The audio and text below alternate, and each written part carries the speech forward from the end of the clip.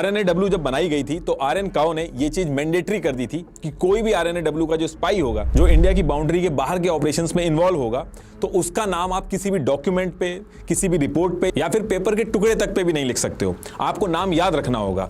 किसी भी डिपार्टमेंट के बाहर कोई ऑफिसर के नेम प्लेट नहीं होते थे और आरएनएडब्ल्यू में कोई डेजिग्नेशन नहीं होती थी। जो सीनियर ऑफिसर्स होते थे उनको सेक्रेटरी बोला जाता था और जो जूनियर ऑफिसर्स होते थे उनको अंडर सेक्रेटरी बोला जाता था। बस यही दो डेजिग्नेशन होती थी। अब ये सब सेटअप करने के बाद आरएनएडब्ल्यू का जो नेक्स्ट टास्क था वो अपने स्पाइस को ट्रेन करके इंडिया के बॉर्डर के बाहर प्लांट करना ताकि इंफॉर्मेशन आ सके। और ये जो टास्क था ये फॉरेन सेक्रेटरी टीएन कॉल को दिया गया था। इन्होंने क्या किया, इंडिया के बाहर जो एम्बेसीज थी वहां पे फेक जॉब रिक्वायरमेंट क्रिएट की और फिर इन जॉब्स को भरने के बहाने आरएनएडब्ल्यू के जो स्पाइस थे उनकी आइडेंटिटी चेंज करके उनको अलग अलग देशों में भेजा गया। आरएनएडब्ल्यू के जितने भी एजेंट्स थे ये दूसरे देशों में जाके वायरलेस और वायर्ड कम्युनिकेशन की जितने भी स्पाइस थे इनको बाहर सेटअप करने के बाद आरएनएडब्ल्यू ने इंडिया के बॉर्डर पे मॉनिटरिंग स्टेशंस लगाए और SIGINT सिग्नल इंटेलिजेंस के थ्रू बॉर्डर से ही कम्युनिकेशन ट्रेस करना स्टार्ट किया जो भी उनकी रेंज में आता था। अब जब ये आरएनएडब्ल्यू की एक्टिविटी स्टार्ट हुई तो उसके कुछ ही महीनों में आईबी और मिनिस्ट्री ऑफ एक्सटर्नल अफेयर जो थी इनकी इंपॉर्टेंस कम हुई और सारा फोकस जो था वो आरएनएडब्ल्यू पे ज्यादा जा रहा था। उनकी इंपॉर्टेंस बढ़ रही थी। इनफैक्ट आईबी के जो डायरेक्टर थे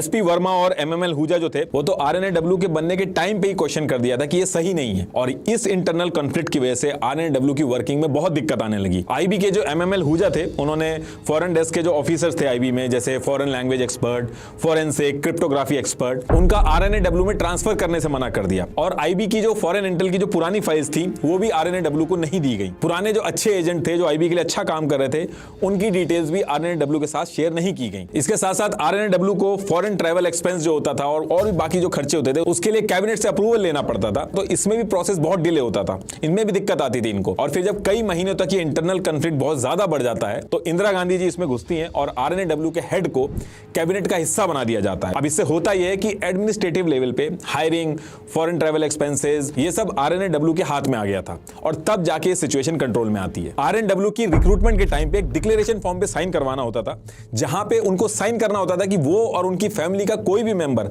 आरएसएस और कम्युनिस्ट से एसोसिएटेड नहीं है। अटल बिहारी वाजपेयी जी पीएम बने, आरएसएस के LK अडवाणी होम मिनिस्टर बने, लेकिन ये फॉर्म चेंज नहीं किया गया। मतलब कि एक आरएसएस का आदमी होम मिनिस्टर बन सकता है लेकिन उसको आरएनएडब्ल्यू में जॉब नहीं मिल सकती।